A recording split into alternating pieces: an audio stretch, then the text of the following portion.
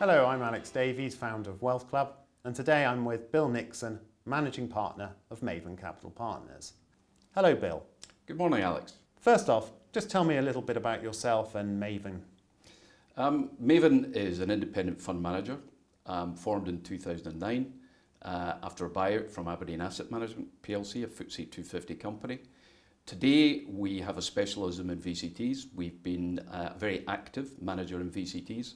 We've expanded our business around the country. We now have around 40 investment professionals in 11 offices. So we see a lot of VCT transactions that perhaps London-centric managers don't see. I've been a VCT fund manager since 2001. I've spent most of my career in the private equity sector, and I've been through a number of cycles, trade, business cycles, economic cycles.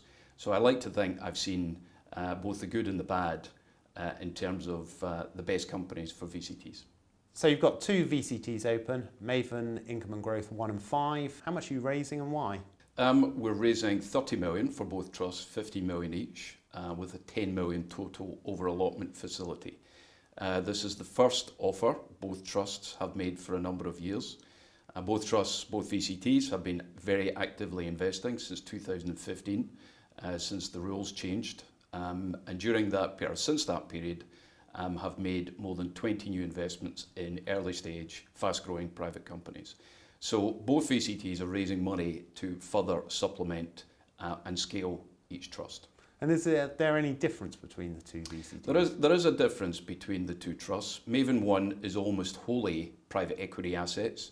Maven 5 has about 30% of its portfolio in AIM. So investors have the potential to hybridise their exposure across one sole private equity trust and another trust which has an exposure to a different market.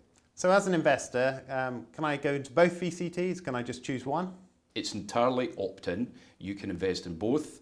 You can invest in one in whatever proportion you choose. And going forwards, is it the idea that your new investments in both VCTs are going to be the same or similar? Yes. One of the advantages we have is because we have a number of VCTs, they can invest collectively, which allows you to manage the exposure. So it allows us to build as broadly based a portfolio as we can and have a large number of portfolio companies in each VCT. If I invest today, perhaps you can just give me a flavour of some of the companies I'll be getting exposure to. Yes, investors in these new offers will be getting exposure to, unlike a new VCT, a large portfolio of existing companies. And they really fall into two categories. There are older companies, buyout type assets, which were acquired by the VCTs prior to 2015, and some of the younger companies that came into the VCTs after the rule changes in 2015. Companies such as Cursor Controls, which is a global leader in the manufacture of trackballs for a number of sectors, including military, marine and media. And then in the younger companies such as Rockar, which is a disruptive proposition into motor retail. Very different businesses, but both which offer strong prospects for capital gain. And how have the new rules affected you? I think the new rule changes when they came in 2015 were partly unwelcome because they narrowed the focus that managers could look at in terms of new transactions. But we have adapted to those rules. We've hired a number of new staff with early stage investment skills, and we've been able to deploy capital in more than 20 new assets. The key advantage I think that we have, Alex, is that we have a large team across the UK. The strength of our regional model has always been of particular note for Maven, and we're able to see and access companies in the regions that are perhaps closed off to solely London-based VCT managers. You mentioned Rockar. Can you tell me about some other new investments you've made? Yeah, the two new recent investments we've made. One is a business called Bright Networks, which is focused on providing an interaction between graduates and employers. It uses data analytics to match employers with graduates.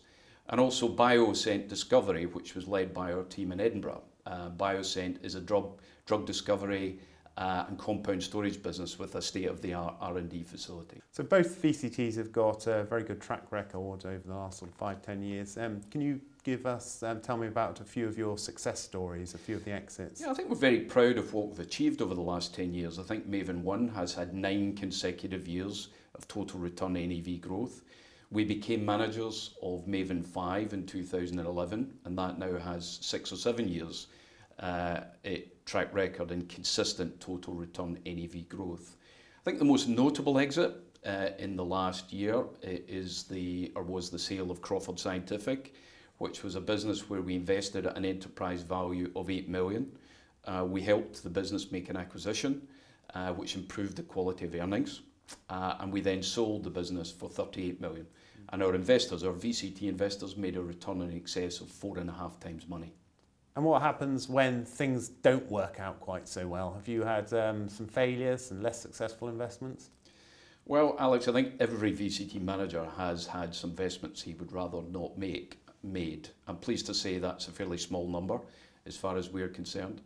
I guess the sector where we've seen the greatest challenge in the last 5 years, is the oil and gas service sector, where we had a number of investments which saw a significant downturn in sales as the oil price collapsed.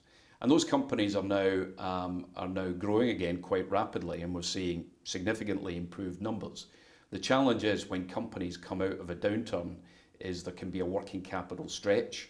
And just as you have to cut costs and cut people in a downturn, you have to be cautious they don't overtrade when business starts to improve. But I'm pleased to say we've lost very few assets. So Bill, I'm going to invest in a VCT this year. Why should I invest with you? Well, these 2 VCTs, Alex, are long-established VCTs. Maven 1 has more than 40 private companies. Maven 5 has a large portfolio of private companies, but also a significant AIM exposure. So it gives investors access to something slightly different. But most importantly, these VCTs have a long track record of year-on-year total return NAV growth. In the case of Maven 1, 7 or 8 years. In the case of Maven 5, 5 or 6 years. So they have been consistent performers, both in terms of total return, but also both trusts have paid significant dividends in recent years. Bill Nixon of Maven Capital Partners, thank you very much. Thank you, Alex.